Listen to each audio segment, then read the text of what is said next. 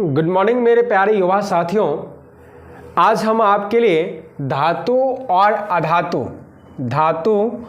अधातु का महत्वपूर्ण ऑब्जेक्टिव प्रश्न लेकर के उपस्थित हूँ। ये आपके बोर्ड एग्ज़ाम के दृष्टि से काफ़ी इम्पोर्टेंट है, तो आप इसे करके ही जाइएगा बोर्ड एग्ज़ाम देने के लिए, तो आपके लिए बहुत बेनिफिट होगा। तो चलिए हम एक एक प्रश्न को देख लेते हैं। पहला जो प्रश्न है वह है धातु कैसी होती है, मतलब धातु कैसी होती है। तो हम सभी जानते हैं कि धातु क्या होता है, कठोर होता है। धातु क्या होता है दोस्तों, कठोर होता है। अगले प्रश्न को देखें तो अगला प्रश्न है निम्न में से धातुएं कौन सी है। धातुएं कौन सी है, तो आयरन भी धातु है, कॉपर भी धातु है, एल्युमिनियम भी धातु है, उपर्युक्त सभी इनका ऑप्शन हो जाएगा दोस्तों। आगे अगले प्रश्न को देखिए तो जिन धातुओं की सतह चमकदार होती है, जिन धातुओं की सतह चमकदार होती है, धातु के इस गुण को क्या कहते हैं, धात्विक चमक कहते हैं दोस्तों। जिसका सतह जो चमकदार होता है उसे धात्विक गुण कहते हैं, यानी धात्विक चमक कहते हैं, याद रखिएगा। शुद्ध रूप में धातु की सतह कैसी होती है, तो शुद्ध रूप में धातु की जो सतह होता है वह चमकदार होता है, क्योंकि वह अधिक चमकता रहता है, तो इनका ऑप्शन ए हो जाएगा। धातुओं के किस गुण को क्या कहते हैं, जिसमें धातुओं को पीटकर पतली चादर बनाई जाती है, तो आघात वर्ण्यता कहते हैं। पतली चादर बनाना आघात वर्ण्यता का गुण होता है। किस धातु को पतले तार के रूप में खींचने के गुण को क्या कहते हैं।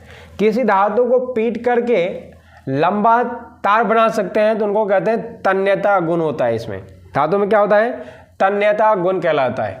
1 ग्राम सोने से कितनी लंबी तार बनाई जा सकती है, तो 2 किलोमीटर लंबी तार बनाई जा सकती है। आप याद रखिएगा 2 किलोमीटर लंबी तार बनाई जा सकती है।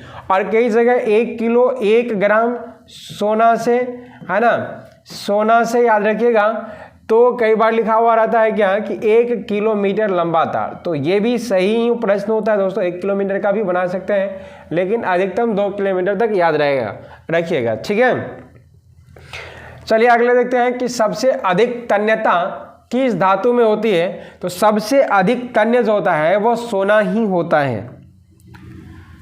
जो धातुएं कठोर सतह से टकराने पर आवाज उत्पन्न करती है उन्हें क्या कहते हैं, तो जो धातुएं कठोर सतह से टकराने पर आवाज उत्पन्न करती है उन्हें कहते हैं ध्वनिक, यानी धात्विक ध्वनि बोलते हैं। उष्मा के सबसे अच्छे चालक कौन है, उष्मा के सबसे अच्छे चालक होते हैं दोस्तों सिल्वर और कॉपर। सिल्वर और कॉपर, सिल्वर जो होता है चांदी, वह अच्छे चालक हैं, लेकिन उनको अगर दोस्तों लगा दिया जाए, चांदी को अगर चांदी के तार का प्रयोग किया जाए तो जैसे पता चलेगा रात में लगे और सुबह ही गायब हो जाता है, क्योंकि वो चांदी इतना महंगा मिलता है कि लोग रहने ही नहीं देगा। जैसे लाइन कटेगा बस खत्म, या फिर लगाएगा उससे पहले आध लगा कर गया तार और अगले दिन पता चला कि वो वहाँ से तारे गायब हो गया, क्योंकि सबको चांदी पसंद है और उनका गहना भी बनता है, इसलिए लोग क्या करेंगे, काट करके ही लेकर चले जाएंगे। आगे देखिए धातुओं की तुलना में अधातुओं की संख्या कितनी होती है, तो धातुओं की तुलना में अधातुओं की जो संख्या होती है वह बहुत कम होती है। धातुओं की तुलना में अधातुओं की संख्या कम होती है। अधातुओं के उदाहरण कौन कौन से हैं, अधातुओं के उदाहरण दोस्तों कार्बन भी है, सल्फर है, ऑक्सीजन है, उपर्युक्त सभी हो जाएंगे क्योंकि ये सभी अधातु हैं। सबसे कठोर प्राकृतिक पदार्थ कौन सा है जिसका गलनांक तथा क्वथनांक सबसे अधिक होता है, तो हम सभी जानते हैं कि तत्व की अगर बात करें तो वह हीरा होता है, जबकि हीरा एक अधातु है।